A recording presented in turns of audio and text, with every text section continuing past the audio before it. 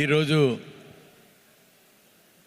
విజయవాడ నగరంలో 64 డివిజన్ల నుంచి 3 కాన్స్టిట్యూన్సీల నుంచి వచ్చేసినటువంటి జన సైనికులకు, వీర మహిళలకు, అదేవిధంగా వేదిక పెద్దలు నాదెళ్ల మనోహర్ గారికి, కందులు దుర్గేష్ గారికి, హరిప్రసాద్ గారికి, వంశీ గారికి, కేకే గారికి, సుబ్బారాయుడు గారికి, అలాగే వాసు గారికి, వంశీ గారికి, పాపారావు గారికి, మండల రాజేష్ గారికి, ఇంకా వేదిక పెద్దలందరికీ, మీడియా మిత్రులందరికీ కూడా ఉదయపూర్వ నమస్కారం.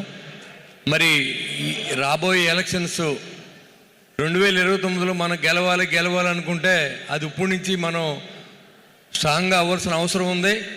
ఎందుకంటే ఈ లోకల్ బాడీస్ అనేది పట్టుకొమ్మలు లాంటి, ఇక్కడ బలం లేకపోతే మనకి ఎక్కడ బలం ఉండదు.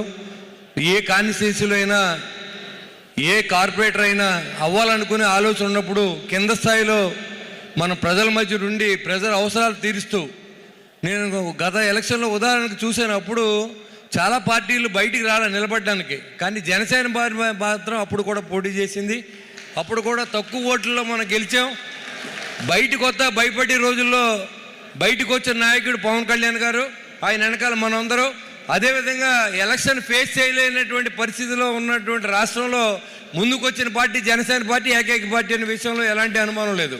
కానీ మనం గెలిచిన తర్వాత రిలాక్స్ మోడ్లో ఉండడం, మన నాయకుడిని ఏమాత్రం ఎవరు నిందించినా మాట్లాడకపోవడం, ఇలాంటి సోషల్ మీడియాలో ఇన్యాక్టివ్ అవ్వడం కూడా జరిగింది. కారణం ఏంటంటే కొంచెం నిరుత్సాహం, మాకు పదవి రాలేదనో, రికగ్నిషన్ లేదనో, అలాంటి ఫీలింగ్స్. అంటే కూటమి ఉన్నప్పుడు జనరల్గా ఇవన్నీ సర్దుకోవాల్సిన అవసరం కోఆర్డినేషన్ కమిటీ కానీ, పవన్ కళ్యాణ్ గారికి కానీ, అదేవిధంగా చంద్రబాబు నాయుడు గారికి కానీ, నరేంద్ర మోడీ గారి సంబంధించిన బీజేపీ కానీ, వీళ్ళందరికీ కూడా ఇబ్బంది ఉంటుంది. ఒకే చోట ముగ్గురిని అపాయింట్ చేయలేరు. కాకపోతే ఎవరి పార్టీ రిప్రజెంటేషన్ వాళ్ళకు ఉంటుంది.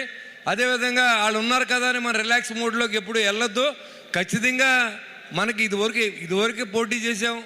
మరి 2900 ఓట్లు వచ్చి జస్ట్ ఒక 150 ఓట్లలో ఓడిపోయినటువంటి కార్పొరేటర్లు కూడా నేను కలిసాను. చాలా దురదృష్టం. కానీ మా దృష్టిలో ఆ రోజుల్లో నిలబడితే నెగ్గినట్టే. ఎందుకంటే నిలబడి ధైర్యంగా బయటకు వచ్చి మేము పోటీ చేస్తామనే నాయకులు మేము చాలా తక్కువ మంది చూసాం. 55 గ్రామాల్లో పోటీ చేస్తే 10 మంది నెగ్గించుకోగలిగాం ఆ రోజు తాడేపల్లిలో. అంటే అంత కష్టమైన పరిస్థితి. కానీ ఈరోజు మన కూటమి ప్రభుత్వం చాలా స్ట్రాంగ్గా ఉన్నాం, కానీ మనం కొంచెం డల్గా ఉన్నాం. ప్రభుత్వం పనితీరు బాగుందనేది ప్రజల్లో ఉంది. కానీ వైసీపీ నాయకులు ఒక మైండ్ గేమ్తో నిరంతరం పనిచేస్తున్న ప్రభుత్వం మీద రాళ్ళు వేయడం, మనం కూడా సైలెంట్గా ఉండడం అనేది కొంచెం ఇబ్బందికరమైన విషయం. మరి అమరావతి రాజధానిగా ఉన్నప్పుడు విజయవాడలో బలంగా జనసేన పార్టీ ఉండాలి. ఎందుకంటే ఎక్కడి నుంచి, ఇటు శ్రీకాకుళం నుంచి కానీ, అటు చిత్తూరు నుంచి కానీ ఇక్కడికి వచ్చినప్పుడు మన నాయకులు ఎవరంటే ఇప్పుడు చెప్పడానికే ఎవరికే చెప్పలేని పరిస్థితుల్లో పార్టీని తీసుకెళ్ళకూడదు. కాబట్టి ఇక్కడ బలంగా ఉండాలి. మీరు ఈ 64 డివిజన్లో మనకి ఎంత రేషియోలో ఎక్కడ బలంగా ఉంటాం అనేది అది పార్టీ నిర్ధారణ ప్రకారం, కూటమి ధర్మం ప్రకారం ఏదైతే మన పెద్దలు కానీ, కోఆర్డినేషన్ కమిటీ కానీ తెలియజేస్తూ ఉందో, మరి దానికి కట్టుబడి మనం ఖచ్చితంగా 100% 21 మంది ఎమ్మెల్యేలు గెలిపించుకున్నారు. పవన్ కళ్యాణ్ గారు 2 ఎంపీలు గెలిపించారు. రాజ్యసభలో స్థానం సంపాదించాం. ఎమ్మెల్సీలుగా మనం 2 ఉన్నామంటే దానికి ఆయన కష్టం, ఆయన ఎంత ఇబ్బంది పడ్డారో ఆయన కూడా ఉన్న మనోహర్ గారు కానీ, మరి ఆ రోజు ఉన్నటువంటి నాయకులు ఎన్ని కష్టాలు పడ్డారనేది ఆయన బాగా తెలుసు. పోలీసులు పెట్టిన ఇబ్బందులు కానీ, ఇక్కడ ఇదే విజయవాడ రాకుండా చేసినప్పుడు రాత్రులు రోడ్ల మీద పడుకున్నప్పుడు మనోహర్ గారిని, మరి కళ్యాణ్ గారిని ఎక్కించి వాళ్ళు ఎన్ని ఇబ్బందులు పెట్టారో జీప్ ఎక్కి తీసుకెళ్ళినప్పుడు ఇదే జన సైనికులు ఎలాంటి తిరుగుబాటు చేసి బయటికి తీసుకొచ్చారని నాకు బాగా తెలుసు. కానీ ఈరోజు మనం నిర్లిప్తగా ఉన్నాం. అలా ఉండొద్దు. అమరావతి రాజధాని అయినప్పుడు విజయవాడలో బలంగా ఉండాలి. మనం ఎంత బలంగా ఉండాలంటే మన నాయకత్వం ఉన్న మన కార్యకర్తలే మన బలం ఎప్పుడు కూడా. కాకపోతే ఏంటంటే ఇప్పుడు కమిటీలు వేసుకుంటాం, ఇన్ఛార్జీలు ఉంటారు, వార్డులో కార్పొరేటర్లు అవుతాం, రాబోయే రోజులు ఎమ్మెల్యేలు అవుతాం, కృష్ణా జిల్లా నుంచి ఇంకా ప్రాతినిధ్యం పెంచుకుంటాం.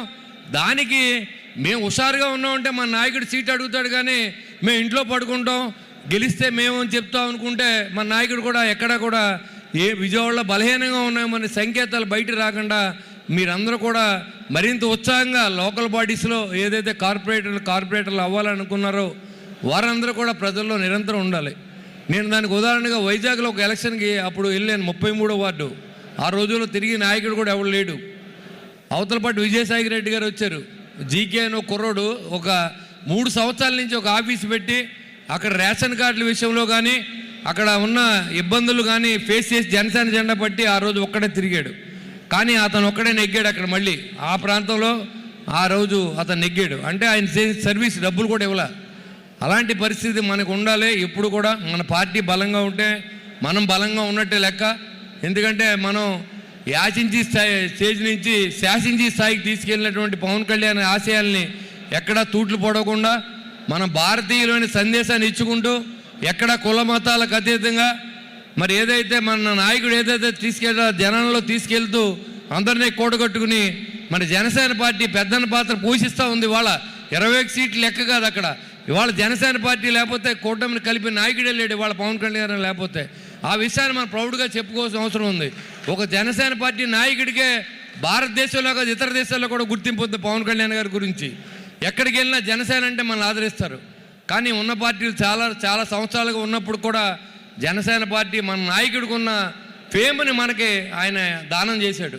దాన్ని మనం తిరిగి గిఫ్ట్గా ఇవ్వాలంటే ప్రతి ఎలక్షన్లోనూ ప్రతి కార్యకర్త కూడా పవన్ కళ్యాణ్ గారి ఆశయాన్ని ప్రజల్లో తీసుకెళ్ళి మనం 100% మనకి ఏ సీట్లు అయితే ఇస్తారో గెలిపించాలని మనస్ఫూర్తిగా కోరుకుంటూ చాలామంది పెద్దలు ఉన్నారు. నాకు ఈ అవకాశం ఇచ్చినటువంటి మరి ఉదయభాను గారికి వీళ్ళందరికీ కూడా నా ఉదయపూర్వ నమస్కారం తెలియజేసుకుంటూ సెలవు తీసుకోండి. జై హింద్.